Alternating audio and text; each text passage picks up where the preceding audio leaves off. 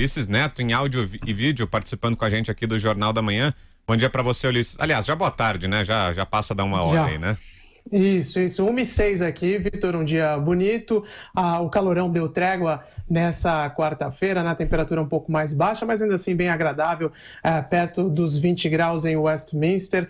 E assim os ingleses vão aproveitando suas férias de verão, que embora tenham recesso na escola, né, as férias escolares e o recesso parlamentar também, a política por aqui continua pegando fogo. Em pleno ano de 2018, uma polêmica já bastante antiga volta a tumultuar a vida política aqui no Reino Unido e na Europa como um todo, que é a polêmica sobre o véu islâmico.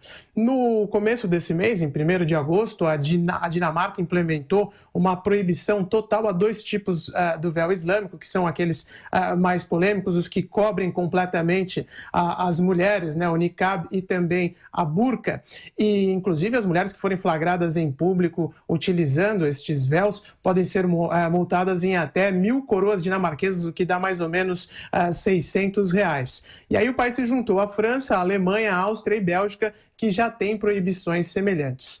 Aqui no Reino Unido, apesar da comunidade muçulmana muito grande, né, principalmente em cidades como Birmingham, que fica a mais ou menos 2 horas de distância de carro ou de trem aqui de Londres, apesar dessa presença muçulmana muito grande, os britânicos eles ainda se seguram muito nas tradições liberais do país, não apenas na economia, mas também nos costumes.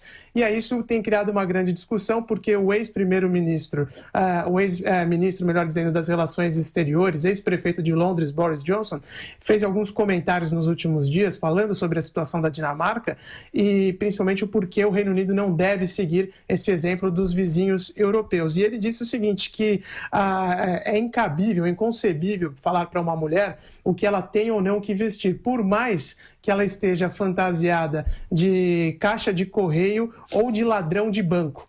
E aí foram essas expressões que causaram a grande comoção. Por aqui, a comunidade muçulmana se sentiu muito ofendida, inclusive há uma pressão enorme para que Boris Johnson, que, como eu disse, foi ministro das Relações Exteriores, né, ministro do Exterior britânico, peça desculpas por essas colocações, e ele falou que não vai pedir desculpa nenhuma, que mantém as suas palavras, até porque ele está defendendo os direitos das mulheres muçulmanas de se vestirem como bem entenderem, embora ele não goste também do rosto todo coberto pelo véu islâmico, ele rompe com as tradições europeias. A questão é que o Boris Johnson era apontado como sucessor da Theresa May, porque ela está em maus lençóis desde a aproximação agora do Brexit.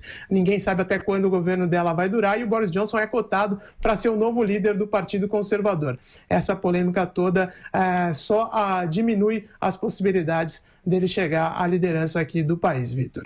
Pois é, né, Ulisses? E essa polêmica lembra muito uma que a gente teve há pouco tempo, em 2016, na França, quando foi proibido o uso do burkini, né? Que é o traje de banho usado pelas mulheres muçulmanas, é um híbrido entre a burca e o biquíni, né? E ele foi proibido nas cidades litorâneas lá da França e isso gerou uma forte comoção internacional, ou seja, uma discussão que a Europa já viveu não faz muito tempo, né?